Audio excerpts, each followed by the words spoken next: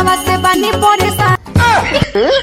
अभी नया नया बियाह भइल ह आ इतना जल्दी परेशान हो गए। तो का हाल बा भाई लोग, हम आशा करत तनी कि रउआ लोग ठीक होखम। तो आज हम फिर से आ गइल बानी। क्यों? काहे से कि जवानी जियान होता। तो चली ना नेवान क लियाओ। चलो भाई। ना जाने कैसन हो पियावा के मन। का भौजी कोनो उल्टा पुल्टा करत का? हेले जवानी रोज हो छती। कारे कैमरामैन सुनत रे भौजी का कहत रे?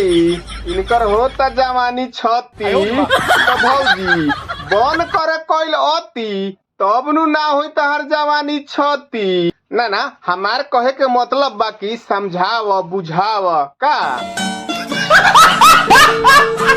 पियावा से बनी परेशान। अभी नया नया बियाह भइल ह आ इतना जल्दी परेशान हो गेल। सुतेला सखी सुअरा बजा के। अच्छा ई बात बा। तो भौजी कहीं ई वाला बात तो नइखे न? भारत से मेहरी लड़बे करी, समझ रहे हो? तब हतार मजा बहरी मरबे करी। नहीं। ना आजकल ऐसा बाकी लोग बहुत जाने के लोग पटरी खाते नहीं खे मर्द से मेहरारू में। तो यही से लोग बहरी जाता। ताजा सामान हमर रोज बसियाता।